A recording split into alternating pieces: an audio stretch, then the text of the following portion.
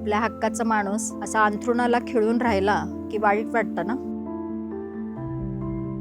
पण त्याच्यापेक्षा वाईट केव्हा वाटतं माहितीये, जेव्हा त्यांची नीट काळजी घेता येत नाही. तुमचे आई बाबा बेड रिडन झाले की त्यांना सांभाळणं अजूनच अवघड जातं. घरात सगळं असतं पण त्यांना सांभाळण्यासाठी लागणाऱ्या गोष्टी त्या मात्र नसतात. ही बघा माधवी आणि हे तिचे वडील, जे गेले 1.5 वर्ष अंथरुणाला खिळलेले आहेत. तिच्या वडिलांचं सगळं तीच करते, पण तिला आता वेळ द्यायला होत नाही. पण यावर एक पर्याय सापडलाय, स्वास्थ्य.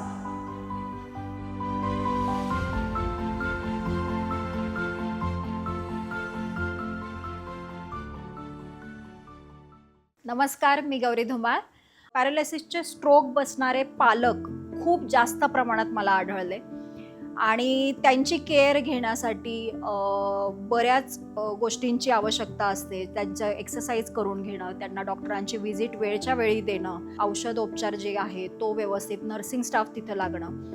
त्याचप्रमाणे आरटी कोणाला टाकलेली असेल, घशामध्ये नळी टाकली असेल, त्यांना फिडिंगची गरज लागते, आरटी फिडिंगची गरज लागते. त्यांचं डायपर चेंज करणं आलं, कॅथेटर असतं, ते कॅथेटर कसं डिस्पोज करायचं किंवा ते कसं एम्प्टी करायचं, ह्या गोष्टींचा जास्ती विचार केला मी.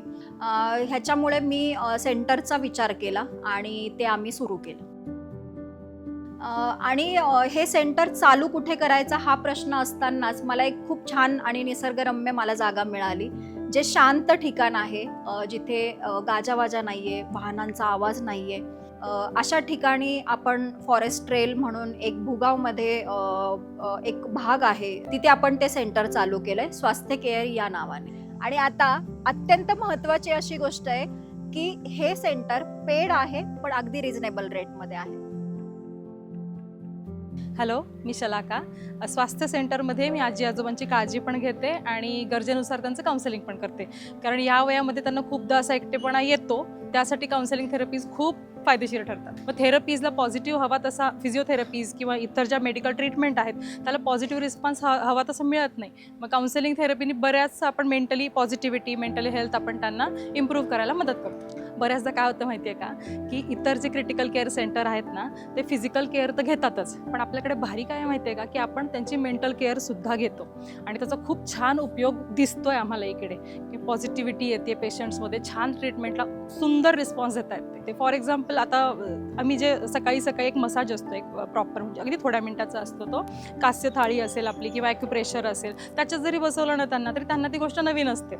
जनरली काय होतं की लोकांना टेन्शन येतं की आपल्या पालकांना इकडे सोडायचं आहे, रुग्ण आहेत ते, तर सगळ्या सोयी आहेत का इथे. तर आपण सुरुवात करताना सगळ्या सोयी इथे आधी प्रॉपर अरेंज करून ठेवल्या आणि मग आपण सुरू केलं आहे. ट्रीटमेंट प्रोफेशनली करतो, पण थोडंसं त्याच्या पलीकडे जाऊन आपण एक आपुलकीनी सांभाळतो आपण त्यांना. बऱ्याचदा काय होतं की लोकांना टेन्शन असतं की माझे पालक इकडे आहेत, ते रुग्ण आहे, तर त्यांना इमर्जन्सी काही हेल्प लागली, ब्रीदिंगचा इश्यू आला, तर काय सोयी आहे तिकडे, तर त्याचं पण टेन्शन घ्यायची गरज नाही. आपल्याकडे 24 आवर्स ॲम्ब्युलन्स दारात आहे. दुसरी गोष्ट, ऑक्सिजन सिलेंडर आहे, ऑक्सिजन कॉन्सन्ट्रेटर आहे, म्हणजे अगदी इमर्जन्सीच्या सोयी आपल्याला हव्या असतात ना, कधी कधी त्या घरी पण उपलब्ध नसतात, पण आपल्याकडे आहे. मी माझा एक पर्सनल एक्सपिरियन्स शेअर करते. जेव्हा मी ते काम करायला सुरुवात केली ना, तर कंटिन्यू मी येत होते इकडे, पण मध्ये मलाच बरं नव्हतं म्हणून 1-2 दिवसाची मी सुट्टी घेतली आणि आल्यावर मला अपेक्षित नव्हता असा रिस्पॉन्स, की त्या आजी चक्क रुसल्या माझ्यावर आणि म्हणाल की कुठे गेली होतीस. 2-4 मिनटं तर त्या बोलल्याच नाहीत माझ्या, मला फुल इग्नोर केलं त्यांनी. नंतर म्हणाल्या की कुठे गेली होतीस तू, आली का नाहीस, अशी कशी सुट्टी घेतली. म्हणजे त्यांना इतकं छान नॅचरल बॉन्डिंग झालं आहे की मलाही असा रिस्पॉन्स अपेक्षितच नव्हतं की इतकी आपली पण सवय लागेल, त्यांना घरच्यासारखं हक्काने रुसतील वगैरे. आणि ते आजोबा पण विचारते. मला खूप छान वाटलं पर्सनली. एक जॉब सॅटिस्फॅक्शन म्हणतो ना आपण, ते मला इथे मिळते. मी खूप खुश आहे आणि ते पण खुश आहेत. हे सेंटर खूप भारी आहे. मी ऑलमोस्ट या आजी आजोबांना भेटायला रोजच येते.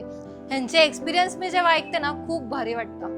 सगळ्यात भारी म्हणजे इथलं आजूबाजूचं वातावरण खूप रोमॅन्टिक आहे. इथे प्रत्येक आजी आजोबासाठी खूप भारी फॅसिलिटीज आहेत. इथे व्हीलचेअर आहे, इथे मेडिकल सुविधा आहे आणि सगळ्यात मेन म्हणजे इथे दर आठवड्याला मॉनिटरिंग करतात. इथले आजी आजोबा एकमेकांसोबत वेळ घालवतात, बोलतात, हसतात आणि नवीन मित्र बनवतात. सगळ्यात मेन सांगू काय, इथे त्यांना त्यांच्या वयाचे समजून घेणारे मित्र भेटतात आणि आता ते माझेही मित्र झाले. भारी काय वाटतंय की जेवढी घरी काळजी घेतल्या जात नाही तेवढी इथं घेतात. माझी खरंच तुम्हाला एक विनंती आहे, आपल्या आई वडिलांना ह्या अशा व्याधी सकट तुम्ही घरी एकटं पाडू नका. तुम्ही त्यांना स्वास्थ्य केअर सेंटरमध्ये आवर्जून आणा.